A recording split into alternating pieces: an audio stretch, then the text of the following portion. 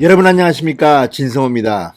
문재인 정부가 참으로 무능하기도 하지만 때로는 어이없는 실수를 할 때가 참 많습니다. 자, 지난번 윤석열 검찰총장을 몰아내기 위해서 추미애 법무부 장관이 징계위원회도 열고 또 직무집행을 정지시키기도 했는데, 자, 이런 가운데 뭔가가 구멍이 뚫려가지고 윤석열 총장은 살아났습니다.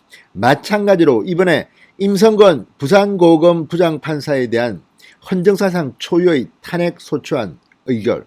자, 이것도 지금 절차상 문제가 드러나기 시작했습니다. 방금 조선일보가 국회 입법조사처의 보고서를 하나 인용해서 보도했습니다. 그런데 이걸 보면 임성건 판사에 대한 탄핵안 헌법재판소에 가서도 기각될 것으로 보입니다.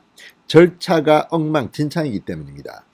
자, 무엇에 쫓기는지 민주당은 일처리 솜씨가 깔끔하지가 못합니다.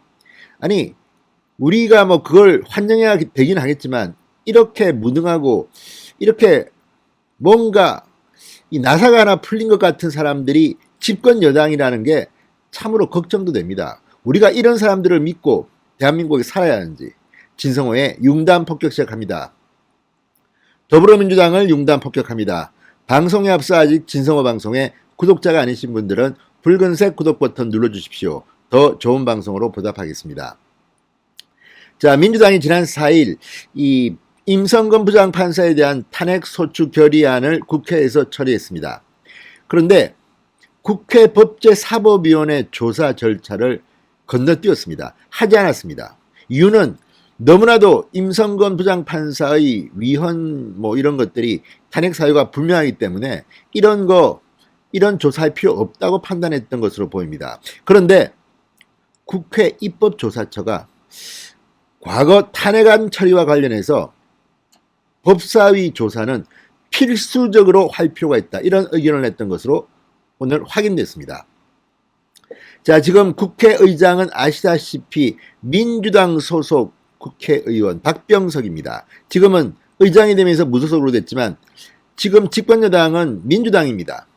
그리고 민주당의 의지대로 국회 입법조사처나 국회 사무처나 다 움직이고 있습니다. 그런데 이런 국회 입법조사처조차도 지금 민주당이 하고 있는 이 판사 탄핵 절차에 대해서 심각한 문제점을 이미 낸 겁니다. 자, 민주당과 정의당, 열린민주당, 기본소득당 등이 지난주 판사 탄핵안을 표기에 처리할 때 국민의힘에서 낸 탄핵안을 법사위에서 조사해보자는 제안을 부결시켰습니다. 임 부장판사의 위헌적 행위가 명백하기 때문에 추가 조사는 필요치 않다는 이유였습니다. 그러나 과연 이렇게 이 절차를 건너뛰어도 관계없는 걸까요? 국회법은 판사 탄핵안을 법사위에서 조사할 수 있다고 명시하고 있습니다. 그러니까 의무사항은 아닌 셈입니다. 그런데 국회 입법조사처는 지난해 2월 낸 보고서 탄핵제도의 주요 쟁점과 입법 개선 방안에서 국회 법사위 조사 절차를 필수적으로 거치도록 할 필요가 있다고 밝혔습니다. 입법조사처 김선아 입법조사관은 이 보고서에서 현행법은 법사위 조사는 재량으로 할 수도 있고 하지 않을 수도 있다. 그러나 탄핵안 의결만으로 직접적인 민주적 정당성이 부여된 권한을 정지시키는 것이기 때문에 국회의 증거조사 절차가 생략되는 것은 바람직하지 않으며 필수 절차로 정해야 한다는 지적이 있다, 이렇게 말했습니다.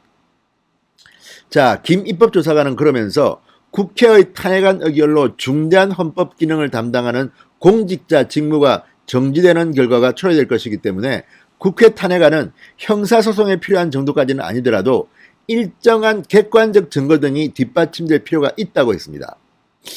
자, 이 말은 뭐겠습니까? 법적으로만 보면요, 이게 반드시 의무조항은 아니기 때문에 아무런 문제가 없다고 주장할 수는 있습니다. 그러나 이미 탄핵안과 관련된 이 국회의 입법 정신은 그런 게 아니라는 겁니다. 자, 그렇다면 이것은 결론적으로 헌법재판소에서 임 부장판사의 탄핵안을 심리할 때 상당히 중요한 요인으로 작용할 것으로 보입니다. 자, 이어서 이렇게 말합니다. 법사위 조사 등 객관적 증거 검토 등 심사숙고할 수 있는 절차를 이 필수적으로 거치도록 하면서도 이러한 필수 절차로 인해 불필요한 시간 끌기 등의 문제가 발생하지 않도록 기한을 정하는 것도 고려할 수 있다고 제시했습니다. 자, 이제 국회 입법조사처의 보고서에도 나온 겁니다. 지금 가장 중요한 것은 임성건 부장판사의 임기가 2월 말까지라는 겁니다. 지금 헌법재판소가 이제 이 준비를 하겠지만 이미 헌법재판소가 판단을 내릴 때는 이 임성건 부장판사의 법관 임기는 상실된 상태입니다. 그렇다면 현실적으로 아무런 실익도 없는 것을 지금 헌재하라고 던진 겁니다. 자, 지금 민주당 그동안 왜 그러면 이렇게 늦게 임 부장판사 탄핵을 했을까요?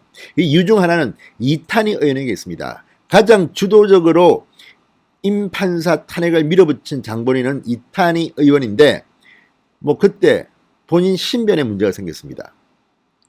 병적인 문제가 생겼습니다.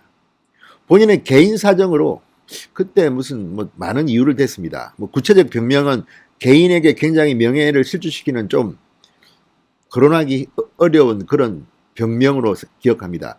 그래서 그 병명까지는 거론하지 않겠습니다. 그러나 이탄희 의원의 개인적인 그런 문제 때문에 이게 미뤄진 겁니다. 그러면 다른 민주당 의원이 할 수도 있을 텐데 왜 이제서야 이 문제를 들고 나왔을까요? 혹시라도 서울시장, 부산시장 보궐선거를 의식해서 그 전에 이런 일들이 박근혜 정부에서 일어났다. 그래서 조금이라도 더 표를 가지고 오려고 정치 전술로 한 것은 혹시 아닐까요? 아무튼 어쨌든 이 민주당 사람들이 하는 걸 보면 참으로 정치공학적으로는 밝습니다. 잔머리를 잘 굴린다는 의혹이 듭니다. 그러나 본질은 그렇지 않습니다. 이 입법조사처의 이 보고서 정면으로 배반하고 있는 것 아닙니까? 자, 이 사람들은 겉으로는 늘 도덕적이고 명예가 어떻고 뭐가 어떻고 명분이 어떻고 헌법이 어떻고 합니다. 그런데 헌법을 말하면서 헌법 정신을 오히려 이들이 깔아뭉개고 있는 것은 아닐까요? 자, 민주당의 이런 일들 하는 일을 보면 참으로 모자라는 집단이라는 생각이 듭니다.